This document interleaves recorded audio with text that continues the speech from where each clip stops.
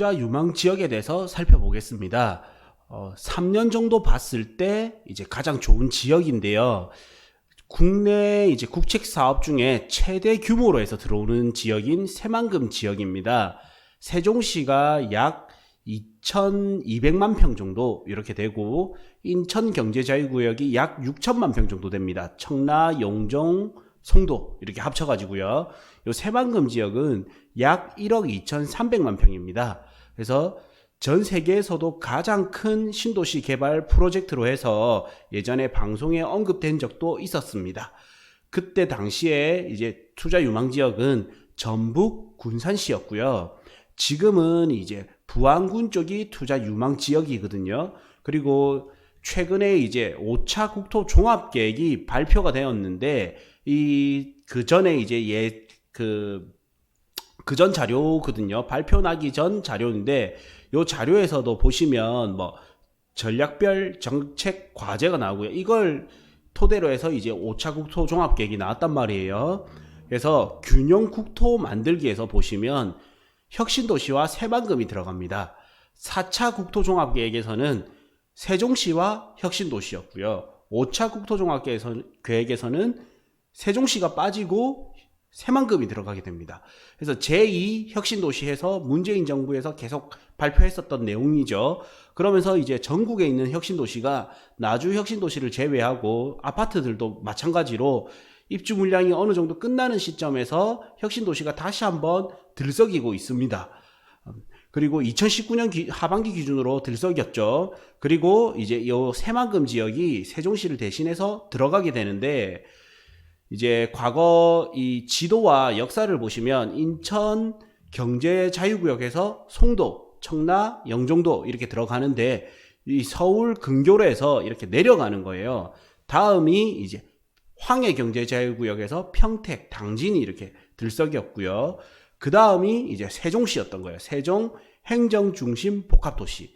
다음 이제 이렇게 보시면 수도권에서 이제 점점 내려오고 있는 거예요. 서울 수도권, 경기도 끝자락, 그리고 충청권, 다음 이제 전북권, 그 다음 전남권이 되겠죠. 그래서 전북권에서 여기 군산이 떴다가 지금은 어디로? 새만금 지역 내에서도 부안군 쪽으로 보고 있는 거예요. 그래서 토지 이용 계획 확인서를 보시면 새만금 토지 이용 및 기반 시설 계획도입니다. 이 내용은 새만금 개발청 사이트에서 다 확인할 수 있는 내용들입니다. 그래서 33.9km에서 방조제가 이렇게 만들어졌고요. 이 방조제 쌓는 데만 약 20년이 걸린 거예요.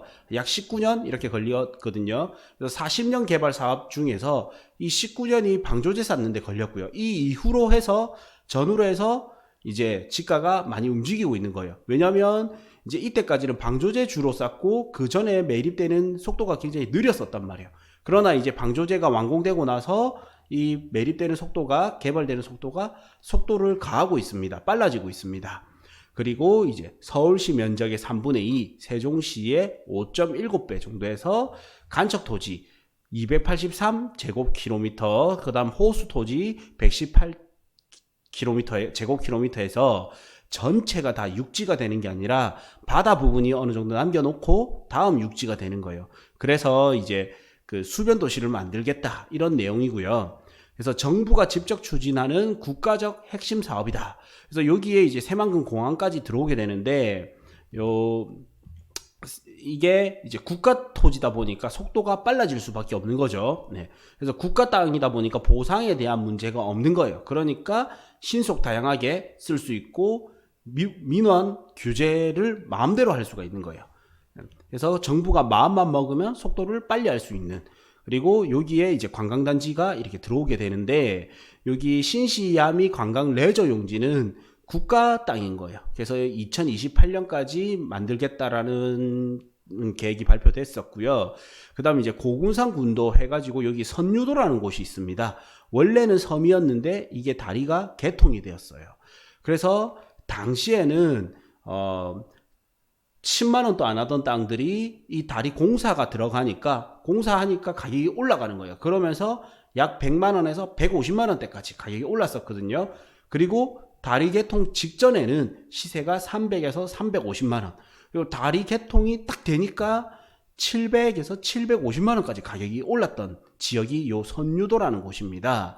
그래서 이제 여기에 바다 조망이 나오는 땅이 많이 없습니다. 그래서 여기는 관광객이 그대로 이제 이 도로 라인 따라서 어디로 가냐면 변산면 쪽으로 가게 됩니다. 이건 나중에 다시 바로 알려드릴 거고요. 그래서 새만금 관광단지, 여기 관광단지가 있는데 여기보다 더 큰 메인이 바로 여기 새만금 관광단지라는 곳인데 고덕 국제 신도시에서 삼성 부지를 빼고 나면 남는 부지만큼이 관광단지로 들어오는 거예요. 그래서 규모가 이제 국내 최대 규모의 관광단지가 되는데 약 300만 평인 거예요. 이게 엄청난 규모거든요. 이게 2009년부터 19년까지 해서 기반시설을 조성하겠다라는 게 조금 연기가 되었습니다. 그래서 이게 과시화되는 구간이 언제까지냐면 2023년이 본격적으로 가시화되는 구간입니다. 그래서 지금이 2020년이니까 2023년까지는 약 3년 정도가 남았다라는 거예요. 그래서 2023년에 여기에 뭐가 열리냐면 2023년 세계 잼버리가 여기서 열리게 됩니다. 그리고 이제 항상 땅이 넓다 하더라도 교통계획을 잘 보시면 핵심 지역이 어딘지 볼 수가 있거든요. 그래서 여기는 3 곱하기 3 총 6개의 도로가 생깁니다. 그래서 내부 간선도로로 해서 동서 1축, 동서를 이어주는 2축 도로, 동서 3축 이렇게 해서 가로축에 3개의 도로, 그 다음 세로축에 1축, 2축, 3축에서 3개 도로가 생기고요. 여기서 방조제가 남북 1축이 개통이 되었고요.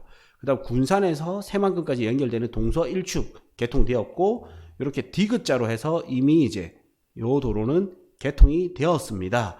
그래서 현재 이제 앞으로 공사 중인 게 어디가 있냐면 가운데 요 십자도로입니다. 가운데 십자도로인데, 그래서 우리는 동서 2축과 남북 2축 도로 따라서 투자처를 찾으셔야 돼요.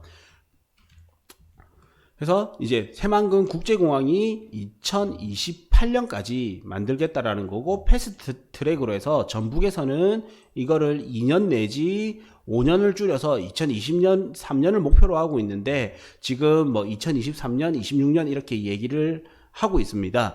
어쨌든 국토부의 자료로는 2028년까지 완공 예정이다. 예, 공항이요.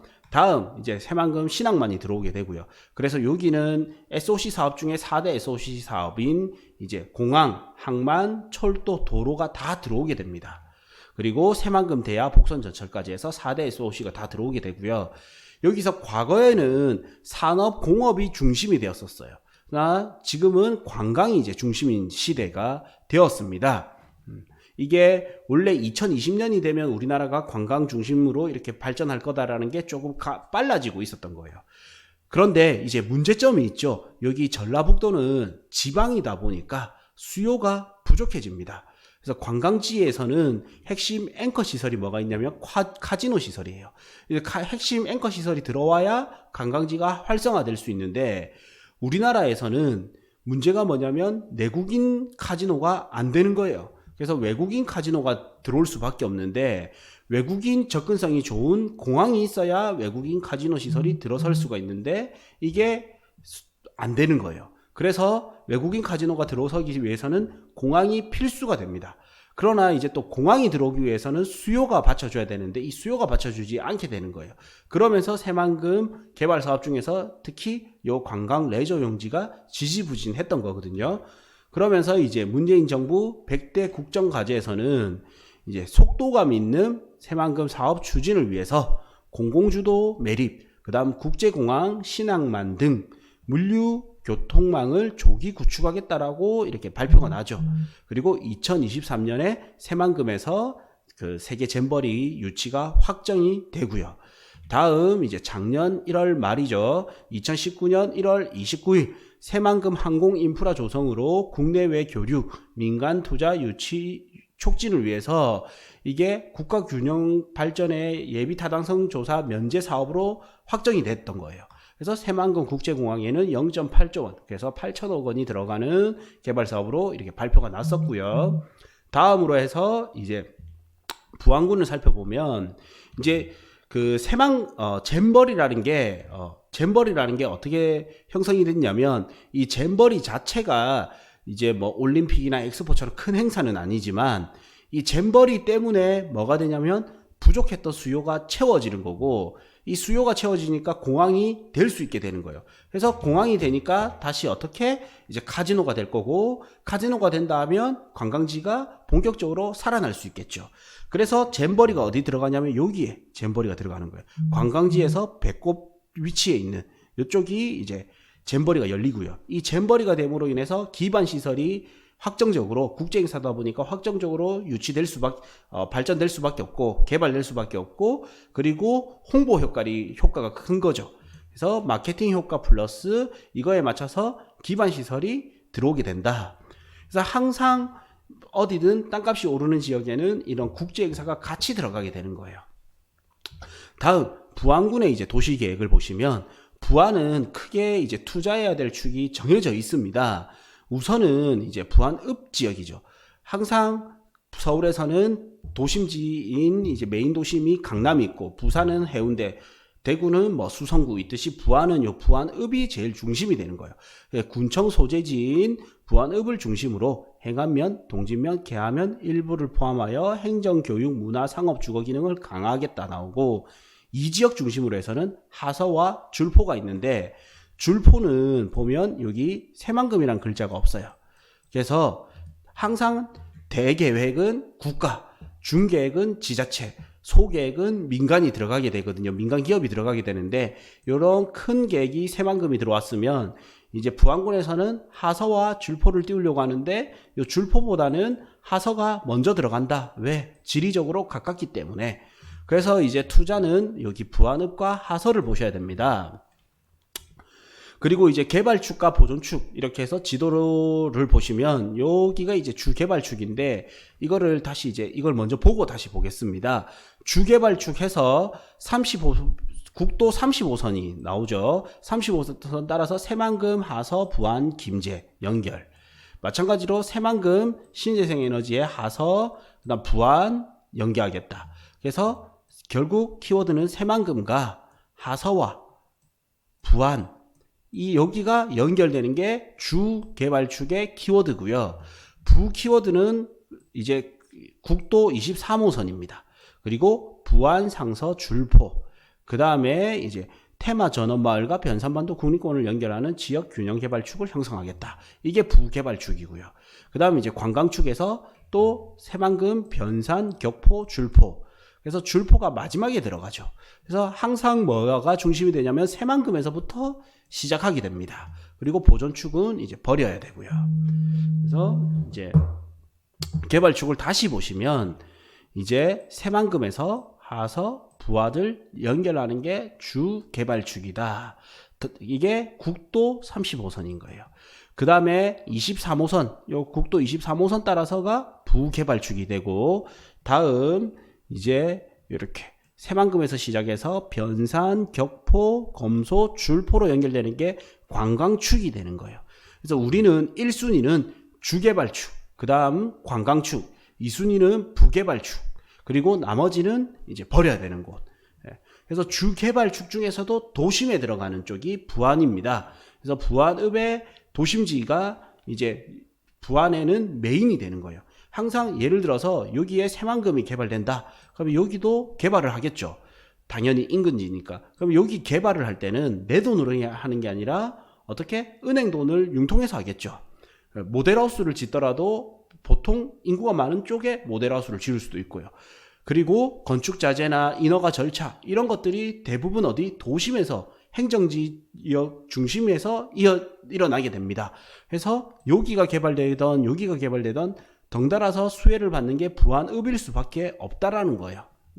금융, 교육, 행정 중심지인 부안읍. 그래서 부안군에서는 강남이 되는 곳이 부안읍인 곳이에요. 그래서 여기는 신규 아파트도 부안읍을 중심으로 아파트가 들어오고 있습니다. 그리고 여기에는 아파트도 어느 정도 인기가 좋은 쪽이고요. 다음 이제 관광지로 형성될 게 변산면입니다. 이 변산면에서 다시 연결되는 쪽이 항상 우리 도시에는 지하철 역세권이 있고 여기 없으면 교차로, 항상 1순위는 역세권, 2순위는 교차로거든요. 이 바닷가에서는 이 해수욕장이 가장 중심이 되는 거예요. 그래서 해수욕장에서 가장 현재 핫한 곳은 격포입니다. 그러나 앞으로 가장 유망할 곳은 변산면이 되는 거예요. 그래서 이게 왜 그렇냐? 변산 해수욕장이 여기가 격포고 여기가 변산인데 여기가 새만금 지역이기 때문에 새만금에서 가장 가까운 해수욕장이 변산입니다.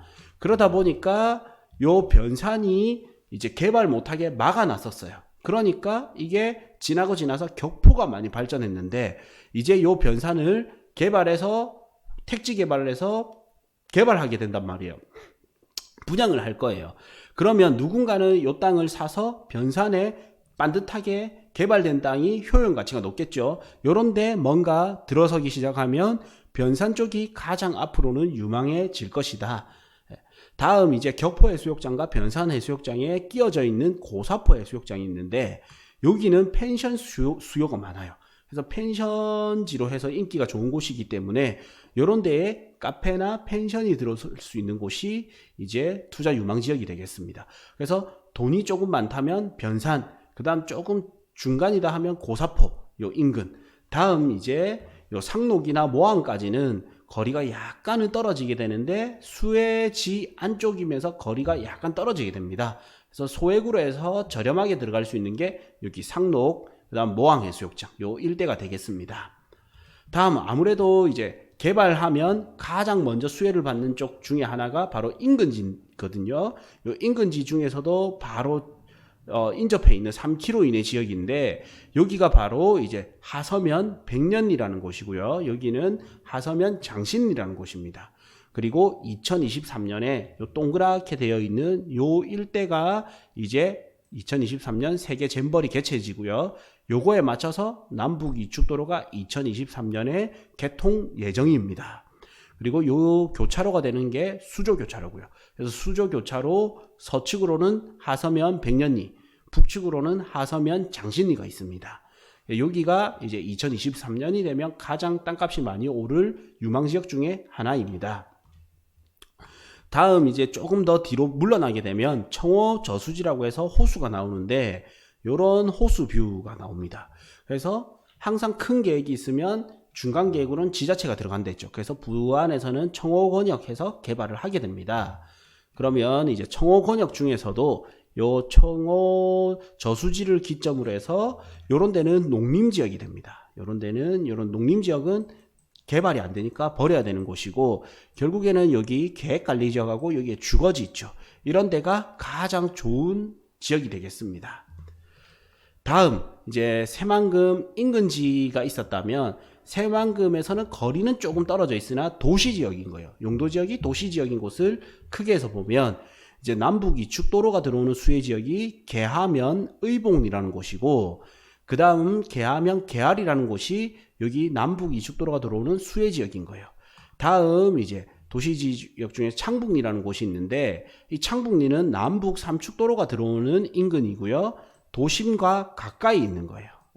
그래서 나중에 부안읍과 가까이 있기 때문에 부안이 개발되다 보면 제2청사는 창북리 쪽에 들어오지 않을까라고 사람들의 기대 심리가 반영되어 있는 곳이 창북리 곳입니다. 그래서 최근에 땅값이 많이 오른 쪽이 어디냐면 창북리인 거예요. 원래 제가 생각했을 때는 여기 계알이나 의봉리 이쪽이 먼저 치고 올라야 되는데 어쨌든 창북리가 먼저 오르게 되었습니다. 뭐 여러 가지 이유 때문이 있는데 어쨌든 그래 되면 과거에는 요 의봉리, 창북리, 계알이가 가격이 비슷했거든요. 그러나 창북리가 먼저 치고 오르면서 상대적으로 계알이라는 곳하고 의봉리라는 곳이 저평가되어 있다. 그래서 이런 데는 투자 유망 지역이기 때문에 조금 더 자세히 살펴보면 좋겠습니다. 그래서 이제 제가 이번 강의에서 가장 이제 추천하는 지역 중에 하나가 한 3년 정도 바라보고 소액으로 어느 정도 소액으로 투자 가능한 지역이 바로 인근지입니다. 여기 이제 좀 지도를 보시면 여기 부안읍, 그 다음 여기 창북리, 의봉리, 계알이 여기가 하서면이 있는데 원래라면 이제 요 하서면 지역이 새만금 개발 사업에 맞춰서 같이 상승을 해야 되는데 요 지역이 경기 악화로 인해서 가격이 많이 상승을 못했습니다. 그런데 반면 요 부안읍, 그 다음에 창북리, 특히 창북리 쪽이 가격이 많이 상승하면서 상대적으로 이쪽이 많이 저평가되어 있는 게 현재 시점입니다.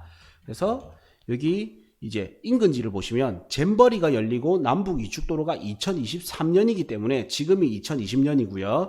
앞으로 투자자가 가장 관심을 가질 곳은 여기 백년이라는 곳하고 장신리라는 곳이에요. 그래서 여기에 계획관리 지역이 1순위고 2순위는 이제 계획관리 지역의 시세 60% 정도이면서 계획관리 지역에 끼어져 있다, 연접해져 있다, 이런 데 생산관리 지역까지는 괜찮겠죠.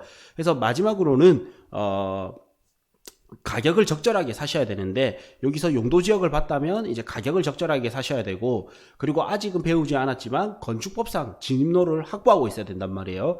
그래서 차량 진입이 가능해야 됩니다. 그래서 조건을 다시 말씀드리면, 하서면 백년리 지역, 장신리 지역, 그리고 계획관리 지역, 용도 지역이 토지 용계획 확인서를 떼봤는데 계획관리 지역이어야 되고, 이런 데는 대부분 농지 산지죠. 그래서 농업진흥 지역이면 안 됩니다. 그리고 농지법에 저촉을 안 받아야 되고, 산지법상 보존 산지면 안 됩니다. 그래서 농업진흥지역 외지역이나 준보존 산지가 돼야 되고, 웬만하면 농지가 조금 더 안전하겠습니다. 그래서 전답과수원인데도 불구하고, 지목이 전답과수원인데도 불구하고 농지법상 농업진흥지역이라는 글자가 없는 게 좋은 거다. 다음, 이제 차량 한 대가 진입할 수 있어야 되는 겁니다. 바로 제가 다음 강의에서 알려드릴 텐데, 건축법상 도로를 접하고 있으면서 용도지역은 계획관리지역, 혹은 60% 이상 가격이 싸다 하면 생산관리지역.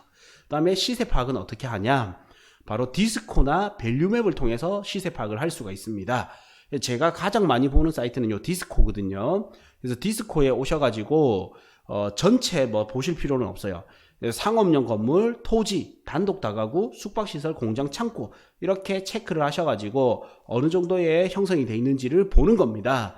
그래서 이제 시세 형성을, 제가 이 지역은 자주 다니는 지역이기 때문에 시세까지 보면 2차선 도로를 접하고 있다면, 백년리의 계획관리 지역에 2차선 도로변이라면 보통 시세는 100만원 이상의 형성이 되어 있습니다. 그런데 내가 100만원 이하로 살 수 있다면 그만큼 투자성이 높아진다고 볼 수 있겠죠. 그리고 조금 더 이면도로로 가면 금매가 보통 55에서 65만원 꼴에 나오는 경우가, 금매 가격이 요 정도고요. 호가는 75만원에서 100만원까지도 이렇게 나옵니다. 그래서 여기서 조금 더 내가 수익성을 보자면 이렇게 이제 금매 가격 이하로 살 수 있다면 가장 좋지 않을까, 이런 생각이 들고요. 다음 이제 이 단점이 뭐가 있냐면, 디스코나 밸류맵 같은 경우에는 누락되는 정보가 있습니다. 개인 기업이다 보니까, 사설업체가 운영하는 거다 보니까 누락되는 정보를 다 찾을 수가 없어요. 그리고 대신에 장점은 뭐가 있냐면, 지번을 다 볼 수가 있는 거예요. 정확히 찍으면 몇 년도에 어떻게 거래됐는지를 볼 수가 있는 거예요.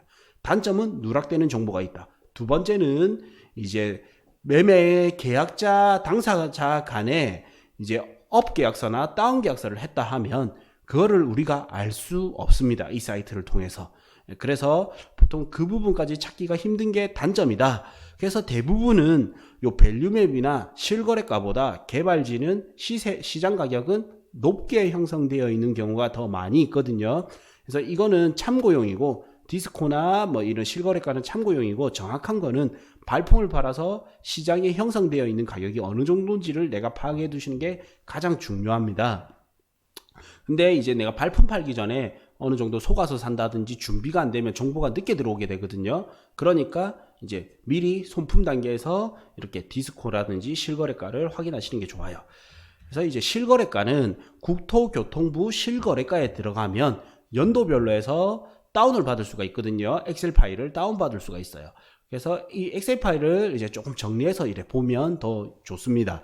그래서 엑셀 파일로 정리해서 보면, 지분은 아무래도 이제 기획부동산에서 아무래도 핫한 지역이기 때문에 기획부동산에서 속아서 샀던, 혹은 좀 안 좋은 거래 사례일 수도 있기 때문에 이런 거는 제외시키고, 이렇게 보시면 170에서 평당가는 160 이렇게 거래된 게 이제 최고가고, 그래서 아무리 백년리에서 누가 봐도 제일 좋은 땅인데 200만원은 조금 비싸겠구나, 이렇게 알 수가 있는 거예요.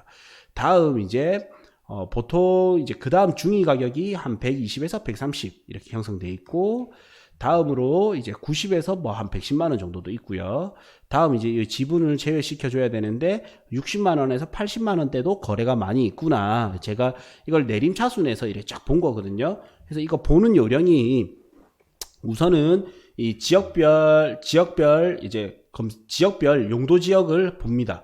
어떤 지역. 저는 이제 하서면 백년이 지역으로 필터링을 하고, 다음 지목은 별로 안 따져요. 다음 이제 용도 지역을 계획관리 지역으로 지정을 하고요. 그 다음 내림차순으로 해서 용도 지역별 가격을 보는 거예요. 그래서 용도 지역별 가격을 보는데 평당 가격이 높게 형성되는 건 어떤 게 있는가, 지분을 제외하고 높게 형성된 게 어떤 게 있는가 보고요. 다음 이제 전체 가격을 봐줍니다.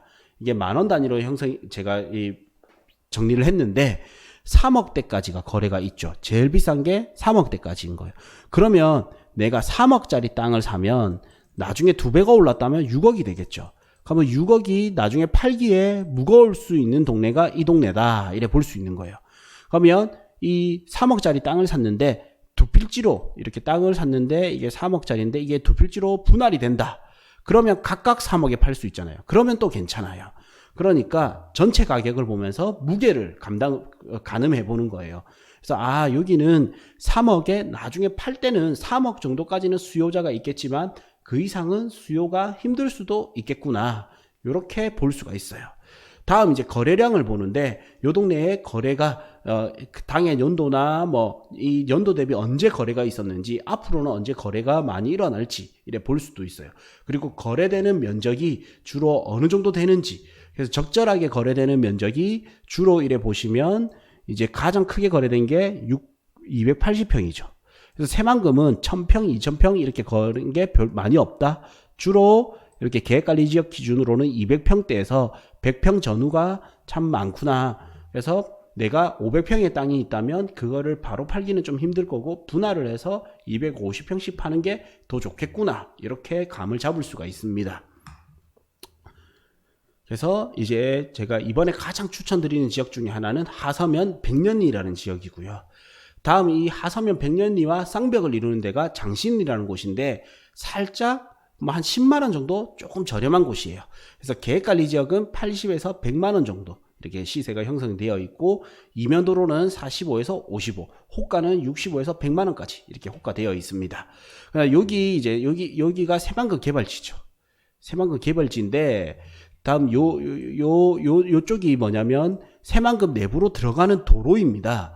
그래서 여기 보세요. 여기에 새만금 남북 이축도로가 있고 내부로 들어가는 도로가 여기입니다. 그래서 여기가 어떻게 교차로로 형성될 가능성이 높다. 그래서 제가 가장 장신리 중에서도 가장 추천드리는 지역은 바로 요 지역입니다. 요 지역. 아니면 요 메인 도로를 접하고 있거나, 아니면 여기 도로가 있죠. 여기가 도로가 있기 때문에 여기 계획관리 지역들도 괜찮지 않을까. 여기가 1순위, 여기가 2순위, 그리고 이 메인 도로를 접하고 있는 곳도 좋다. 그래서 이쪽 일대가 가장 좋아 보입니다. 아니면 뒤로 갈수록 가격을 조금 더 저렴하게 사야 된다. 마찬가지로 이제 제가 이거 파일 나눠 드릴 테니까 이거 같이 보시면 될 것 같은데, 평당 금액이 어느 정도 형성되어 있는지, 그 다음에 전체 가격이 평당 금액은 제일 비싼 게 120만원대고, 이제 보통은 50만원에서 이렇게 형성이 되어 있죠. 다음, 이제 전체 제일 비싸게 거래된 거는 1억대. 좀 좋은 땅, 이게 그래서 평당가를 내림차순을 해야 돼요. 그래서 좋은 땅 기준으로 보게 되거든요. 안 좋은 땅이 5억, 6억 거래된 거 말고요. 그래서 좀 좋다 싶은 거는 대부분 이제 1억 단위가 이제 제일 크게 거래된 거, 2억대가 이래 또 있네요.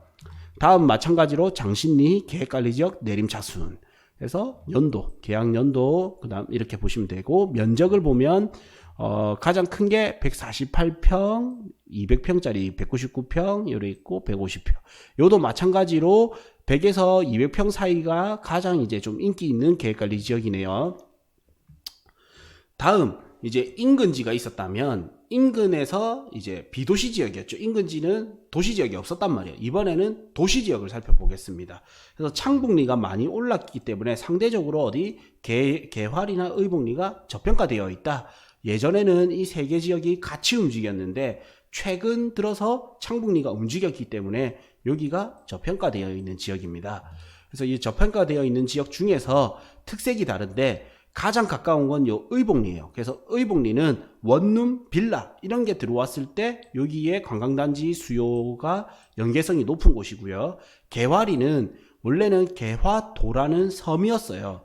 그러다 보니까 자연 경관이 아름답단 말이에요. 이거에 맞춰서 어느 정도 관광지로 형성될 곳, 여기는 주거지로 형성될 곳이에요. 약간 다릅니다. 그래서 어쨌든 투자자들 사이에서는 비슷하게 가격이 오를 것으로 예상이 됩니다. 그래서 먼저 주거지로 형성될, 배후 주거지로 형성될 의복리를 보시면 의복리는 일반 상업지역의 시세는 130에서 180만 원대 정도 형성이 되어 있고요. 매물이 거의 없습니다. 그러다 보니까 1종이나 2종 주거지를 가는데 대부분 1종과 2종 차이가 많이 안 나요. 그러면 2종이 좋은 거죠. 1종이면 더 싸게 사야 되고 아마 2023년이 되면 아직까지 실수요보다는 그래도 이제 투자자한테 매각을 할 것이기 때문에 가격이 싸면 1종도 괜찮을 걸로 예상이 된다. 다음 그래서 이제 도로변은 90만 원은 거의 잘 없는데 140만 원까지 이렇게 형성이 되어 있고요. 그래서 90에서 100만 원대까지는 조금 싸게 사는 축에 들어간다. 다음 이제 안쪽에는 70에서 100만 원대인데 100 이상은 조금 비싼, 시세 대비는 조금 비싼 감이 있고요. 70만 원은 조금 저렴한 감이 있어요. 그래서 요 저가에 비슷하게 살 수 있다면 투자성은 더 좋아질 것이다.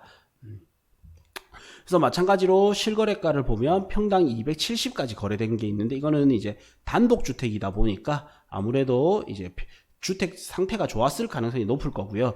아무래도 한 130에서 한 80 이렇게 형성이 많이 되어 있고요. 주로 상업지는 없죠. 여기 상업지가 하나가 있는데 대지 100만 원. 요거는 이 사람이 2017년 4월경에 제가 생각했을 때는 굉장히 잘 산 편이지 않을까 이렇게 생각이 들고 어쨌든 면적을 보면 80평, 40평, 233평, 100평. 그래서 주거지는 가장 이제 선호 평수가 80에서 120평을 가장 선호합니다. 그래서 땅을 보실 때 의복리에 주거지역 80에서 120평 선호하고 금액대 이제 투자 금액대 생각하셔가지고 보시면 되겠습니다. 그리고 이제 비싸게 거래된 거는 2억대. 그 다음 대부분 1억 전후가 제일 많죠. 1억 미만. 1억 5천에서 1억 사이가 가장 많습니다. 그래서 의복리는 5천에서 1억대가 가장 인기가 좋구나. 그러면 내가 200평의 땅을 싸게 사서 100평으로 나눌 수 있다면 추가 수익을 볼 수 있겠구나. 다음 이제 개화리인데 이게 조금 잘못됐네요. 개화리입니다. 개화리는 섬이었죠. 개화도에서 개화리로 바뀌었는데 육지화되면서 여기에 도로가 생기면서 바뀌었어요. 그래서 이제 이 개화리 지역은 그래도 관광지 쪽이 좀 더 인기단 말이에요. 그래서 이제 시세는 상업지역은 130에서 180 정도 형성되어 있는데 매물이 거의 없습니다. 항상 상업지는 좀 귀해요. 그래서 상업지가 매물이 나오면 조금 비싸더라도 그만큼 가치가 있지 않나 시간이 지났을 때는 이렇게 생각이 들고요.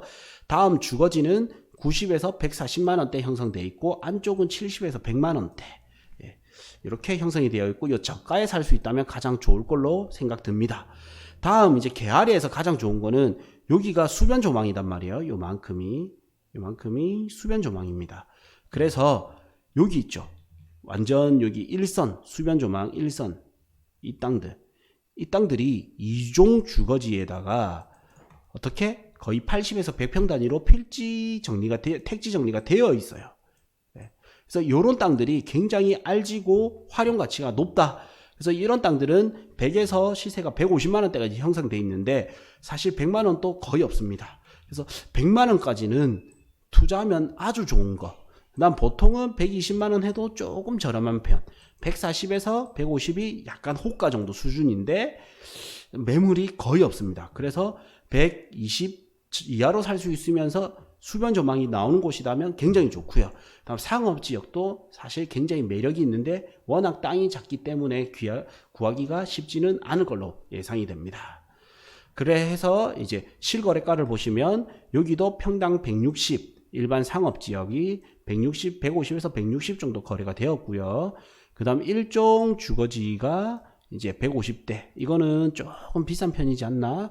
2종 주거지가 사실 수변 조망이 나오는 게 2종 주거지인데 100만 원대 이래 있고요. 또 2종 주거지가 한 110만 원대 요래 있습니다.